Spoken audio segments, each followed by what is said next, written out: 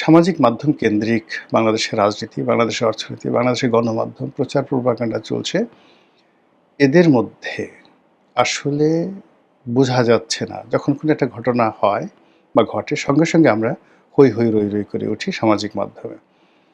অন্তত ১ সপ্তাহ পরে আমরা বুঝতে পারি কোনটা সত্য এবং কোনটা মিথ্যা। কোনটা এআই নির্মিত আর কোনটা এআই নির্মিত নয়। কোনটা গুজব আর কোনটা বাস্তব। তারই প্রেক্ষিতে কি হলো, যখনই সামাজিক মাধ্যমে সেটা কোনো পত্রিকার সূত্রে আসুক, টেলিভিশনের সূত্রে আসুক, কোনো ইউটিউবার বা কোনো ফেসবুকারের সূত্রে আসুক বা অন্য যেকোনো সাধারণ মানুষের সূত্রে সেটা আসুক না কেন, মুহূর্তের মধ্যে অ্যাট্রাকটিভ কোনো কিছু হলে সেটা ভাইরাল হয়ে যায়। এরপর শুরু হয় হৈ হৈ, রৈ রৈ কাণ্ড, খোঁজাখুঁজি। খোঁজাখুঁজি করার পরে যখন সত্য প্রকাশ হয়ে পড়ে, তখন এক ধরনের প্রতিক্রিয়া দেখা দেয়। আর যখন মিথ্যা প্রমাণিত হয়, তখন অনেকে চুপ হয়ে যায়। কিন্তু মিথ্যার কারণে যার ক্ষতি হওয়ার তার কিন্তু ক্ষতি হয়ে যায়।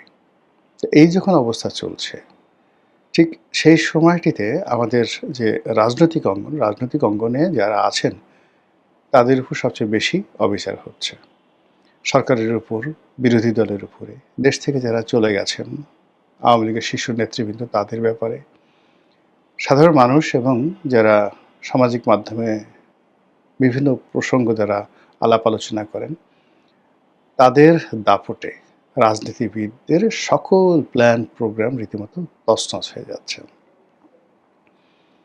এই মুহূর্তে সরকার যা কিছু বলছে, বিরোধী দল যা কিছু বলছে, সবাই প্রথমে এটিকে নিয়ে ট্রল করছে। যেমন জামাতের আমির ধরুন একটা কথা বললেন বা জামাতের সেক্রেটারি একটা কথা বললেন।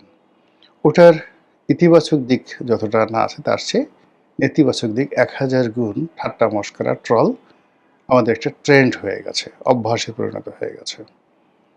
আবার তারেক রহমান সাহেব বা তার মন্ত্রীরা যেকোনো একটা কর্মকাণ্ড করলেন, সেটার ইতিবাচক দিক আমরা না দেখে নেতিবাচক দিক আমরা দেখতে থাকি। অনেক আগে আমি অপার হয়ে বসে আছি, পারে লয়ে যাওয়া আমায়, সেই যে বিখ্যাত গান, লালন গীতি। তো অসহায়ভাবে যখন আমরা একেবারে বসে থাকি কোনো একটা জায়গাতে, চারিদিকে সমস্ত সম্ভাবনা বন্ধ হয়ে যায়। একটা সময় আমরা নিয়তির কাছে সমর্পণ করি এবং সেই যে নিয়তির কাছে সমর্পণ করা, সেইগুলোই আমাদের কবি সাহিত্যিকরা বিভিন্ন তাদের গানে ছন্দে ফুটিয়ে তুলেছেন। লালন যেভাবে বলেছেন, আমি অপার হয়ে বসে আছি, পারে লয়ে যাওয়া আমায়, খুব বিখ্যাত। আমি আর পারছি না, খেয়া না ঘাট নাই, অসীম নদী, ওপারে কি আছে আমি কিচ্ছু জানি না, আমার জীবন তছনছ হয়ে গেছে, হে বিধাতা তুমি আমাকে নিয়ে যাও। এই যে আকুতি। কিংবা ধরুন সেই বিখ্যাত পল্লী গীতি আব্দুল আলিমের, মন মাঝি তোর বৈঠা নেড়ে আমি আর বাইতে পারলাম না। তো এই যে আবহমান বাংলার যে গানগুলো, সেই গানগুলো এখন উল্টো হয়ে গেছে।